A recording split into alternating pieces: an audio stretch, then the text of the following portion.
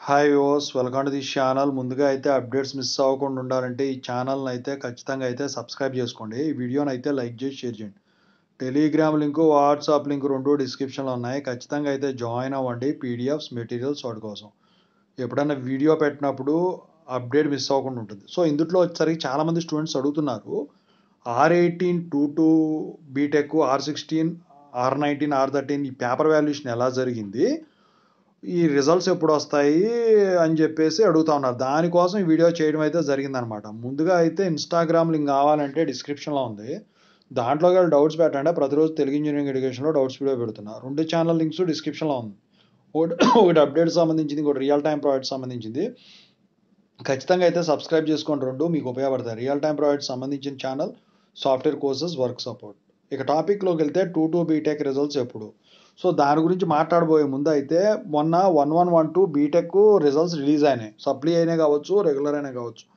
టెలిగ్రామ్లోను, YouTube కమ్యూనిటీలో pole conduct చేశాను. Paper valuation ఎలా జరిగిందని 4 ఆప్షన్స్ ఇచ్చా. Easy I pass, tough but I pass, medium I failed అని.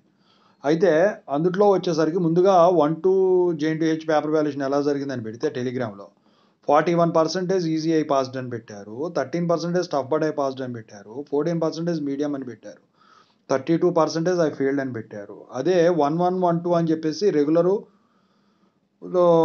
11 రిలీజ్ అయినప్పుడు పెడితే 49% ఈజీ ఐ పాస్డ్ అని పెట్టారు, టఫ్ బట్ ఐ పాస్డ్ అని 14%, మీడియం అని 14%, 23% ఐ ఫెయిల్డ్ అని పెట్టారు.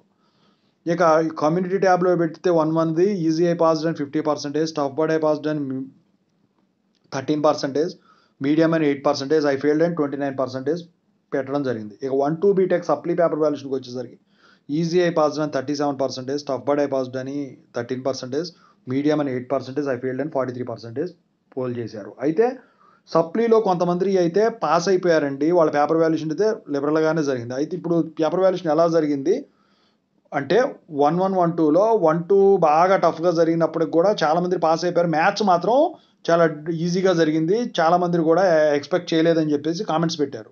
అయితే 11 ఈ 41తో పోల్చినట్టయితే ఇవన్నీ కూడా 1112 కొంచెం లిబరల్గానే జరిగిందండి. మరీ అంత దారుణంగా చేయాలి. ఇక 22 బీటెక్ రిజల్ట్స్ గుర్తుంచుకోండి. ఏప్రిల్ ఫస్ట్ వీక్లో కానీ మార్చి 30వ తారీఖు కానీ రిజల్ట్స్ రిలీజ్ అవుతాయి. అయితే పేపర్ వాల్యుయేషన్ వచ్చేసరికి లాస్ట్ బుక్లెట్ అయితే జరుగుతూ ఉంది. నాకు తెలిసిన అప్డేట్ ఇన్ఫర్మేషన్ ప్రకారం లాస్ట్ వీడియోలో. అయితే ఈ 22 బీటెక్లో మరి ఇవి సప్లీ కాబట్టి మీరు R18 తీసుకున్నా, R16 తీసుకున్నా, R13 తీసుకున్నా, ఇంకే రెగ్యులేషన్ తీసుకున్నా తక్కువలో ఉన్నాయి పాతవి. ఇవన్నిట్లో కూడా 22లో మీరు ఏవైతే సబ్జెక్ట్స్ ఫెయిల్ అయ్యారో ఆ సబ్జెక్ట్స్లో వచ్చేసరికి మీకు మంచి స్కోరింగ్ అయితే ఖచ్చితంగా అయితే వస్తుంది. ఇందుట్లో వచ్చేసరికి పలానా సబ్జెక్టు టఫ్గా చేస్తారని చెప్పేసి లేదు. ఎందుకంటే రెగ్యులర్ టైంలో మీరు చిన్న చిన్న తప్పిదాల వల్ల సబ్జెక్టు పోగొట్టుకొని ఉండొచ్చు. మెకానికల్లో సబ్జెక్ట్స్ ఇంకా ఉంటాయి, మెకానికల్ సబ్జెక్ట్స్ అని అవని ఇవని.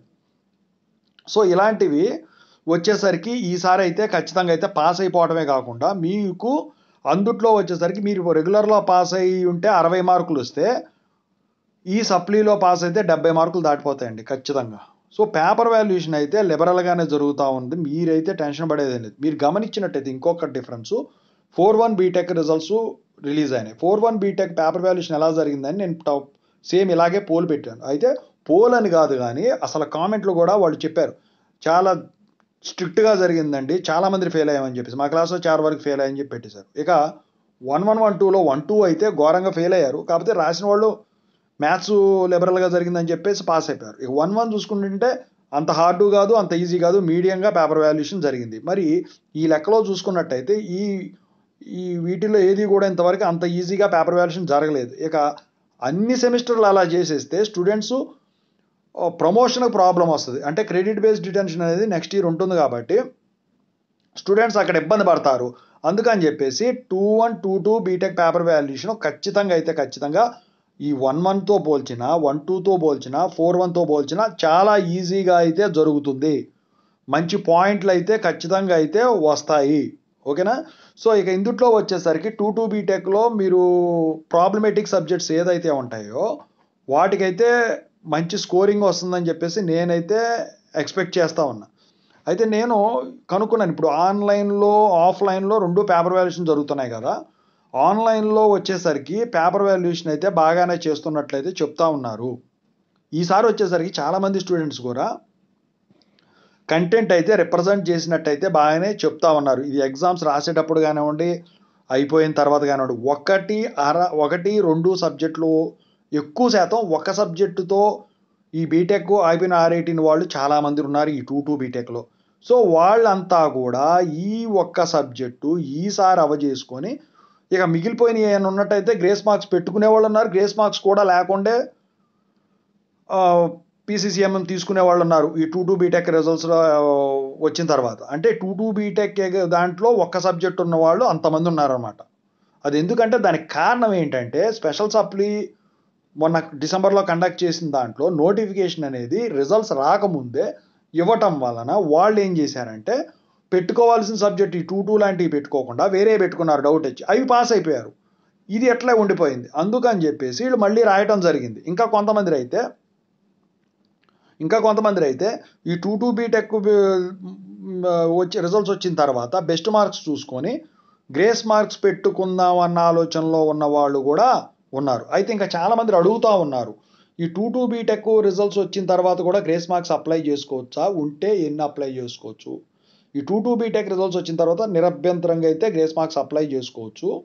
అయితే 30-23 అయితే ఉన్నాయండి, ఇంకా తీసేయలేదు. 30-23 R18 వాళ్ళకు తీయరు అనుకుంటున్నాను నేనైతే. ఎందుకంటే ఇక ఈ R18 2022 2023 పాస్డ్ అవుట్ వాళ్ళు పాస్డ్ అవుట్ అయ్యే విధంగా అయితే వాటిని ఉంచుతారేమో మరి.